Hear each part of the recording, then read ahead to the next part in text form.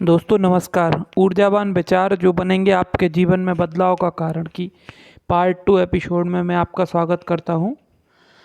और हम स्टार्ट करते हैं। पहला विचार जो हम यहाँ पे देखेंगे कि लक्ष्य प्राप्ति के बाद आगे बढ़ने से पहले नई शिक्षा ग्रहण करने के लिए रुकना बहुत आवश्यक है।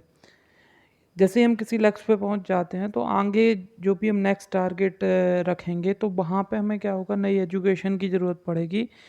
क्योंकि एक सीधा सा सिद्धांत है, जहाँ तक कि हमारी एजुकेशन थी वहाँ तक का लक्ष्य हमने हासिल कर लिया है और अगला लक्ष्य यदि हमें चाहिए है तो हमें नई एजुकेशन के साथ आगे बढ़ना पड़ेगा। तो इसलिए कहा गया है कि लक्ष्य प्राप्ति के बाद आगे बढ़ने से पहले नई शिक्षा ग्रहण करने के लिए रुकना बहुत आवश्यक है।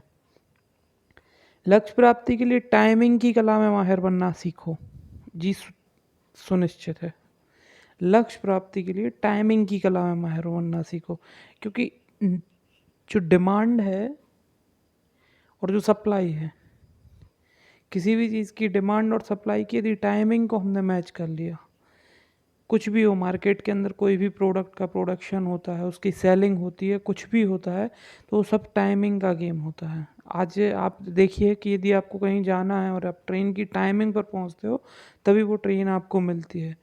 और कहा भी गया है टाइम इज़ मनी, तो टाइमिंग ही महत्वपूर्ण है। यदि आप टाइमिंग की कला में माहिर हो गए हैं तो आप लक्ष्य प्राप्त कर लेंगे। लक्ष्य प्राप्ति के लिए विकल्पों पर नियंत्रण करना सीखो।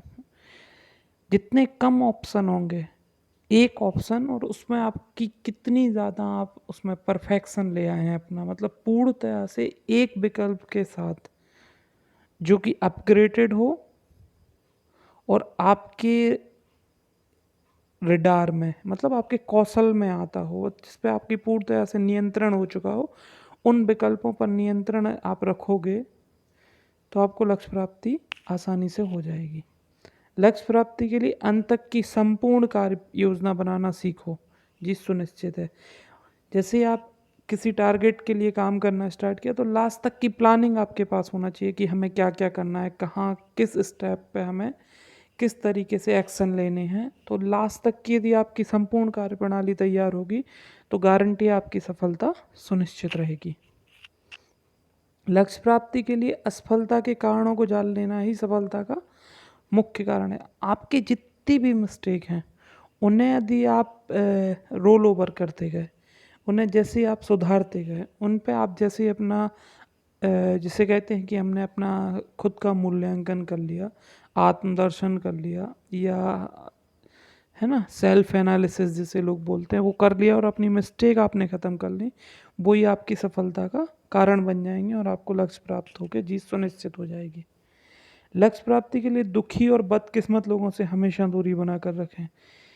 दुखी और बदकिस्मत लोग आपकी सोच बदल देंगे, आपको कुछ करने नहीं देंगे, बड़ा सोचने नहीं देंगे, लक्ष्य बनाने नहीं देंगे और आपकी जीत में एक वो बाधा बन जाएंगे। और यदि आप उनके सर्किल में गए तो आपकी जो ऊर्जा है वो भी क्षीण हो जाएगी। इसलिए कहा गया लक्ष्य प्राप्ति के लिए दुखी एवं बदकिस्मत लोगों से हमेशा दूरी बनाकर रखें, जीत सुनिश्चित होगी। जीवन में आधी गलतियां तो इसलिए होती हैं जहाँ विचारों की आवश्यकता होती है वहाँ हम भावुक हो जाते हैं, और जहाँ भावुकता दिखानी पड़ती है वहाँ हम विचार करने लगते हैं।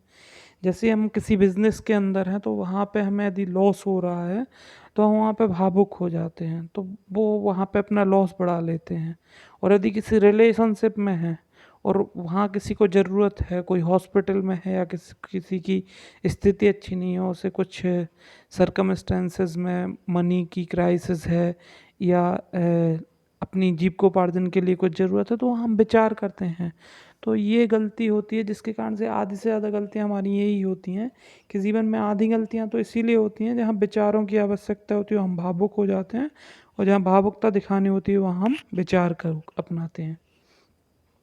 लक्ष्य प्राप्ति के परिणाम नियम पालन से मिलेंगे, तब तक आप अपनी चेतना को जागृत कर लें। लक्ष्य प्राप्ति के परिणाम नियम पालन से मिलेंगे, तब तक अपनी चेतना को जागृत करते रहें, क्योंकि जो रूल्स हैं वही आपको फॉलो करने पड़ेंगे, वही आपको आपकी डेस्टिनी तक ले जाएंगे। और जैसे ही आप यहाँ पे रूल्स और को अपना फॉलो करना छोड़ देंगे, आप शायद एक टफ सिचुएशन में पहुंच जाएंगे और वहां पे हो सकता है कि आपका जो लक्ष्य है वो डिस्ट्रॉय हो जाए। इसीलिए हमेशा ध्यान रखें, स्टार्टिंग से लेके एंड पॉइंट तक हमें सिर्फ और सिर्फ नियम का पालन करना है। आपका समय देकर वीडियो देखने के लिए हम आपके आभारी हैं, और ऐसे ही ये वीडियो हम आपके बीच में लाते रहेंगे। धन्यवाद।